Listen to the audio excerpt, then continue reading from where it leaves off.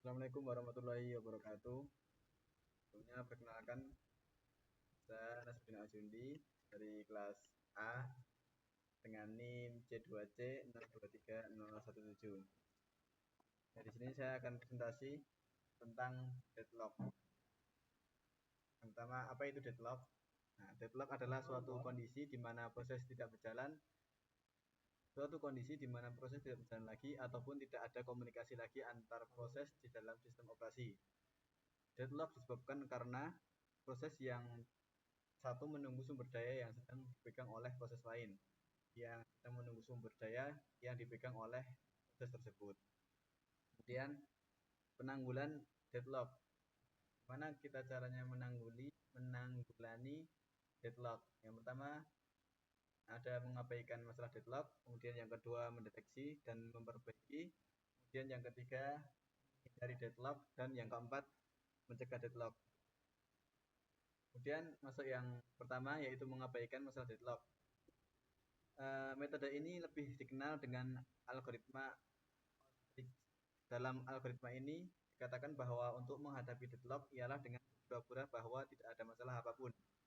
Hal ini seakan-akan melakukan suatu hal yang fatal, tetapi sistem operasi Windows dan Unix menanggulangi deadlock dengan cara ini, dengan tidak mendeteksi deadlock dan membiarkannya secara otomatis mematikan atau restart program sehingga seakan-akan tidak terjadi apapun.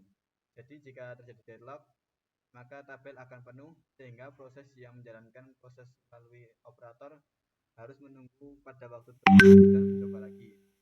Cara ini dilakukan jika deadlock jarang terjadi atau algoritma lainnya berbiaya lebih tinggi. Kemudian yang kedua yaitu mendeteksi dan memperbaiki. Caranya ialah dengan cara mendeteksi jika terjadi deadlock pada suatu proses, maka dideteksi sistem mana yang terlibat di dalamnya. Setelah diketahui sistem mana saja yang terlibat, maka diadakan proses untuk memperbaiki dan menjadikan sistem berjalan kembali. Hal-hal yang terjadi dalam mendeteksi adanya deadlock adalah A. Permintaan sumber daya dikabulkan selama memungkinkan.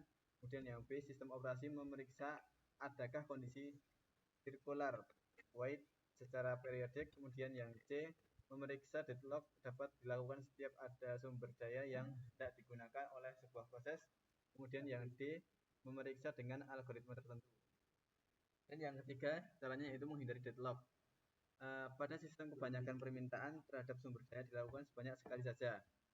Sistem sudah harus dapat mengenali bahwa sumber daya itu aman atau tidak, dalam arti tidak terkena deadlock. Setelah itu baru dialokasikan.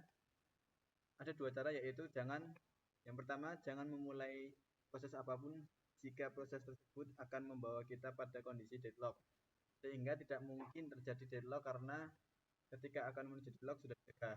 Dan yang kedua yaitu jangan memberi kesempatan pada suatu proses untuk meminta sumber daya lagi jika penambahan ini akan membawa kita pada suatu keadaan deadlock.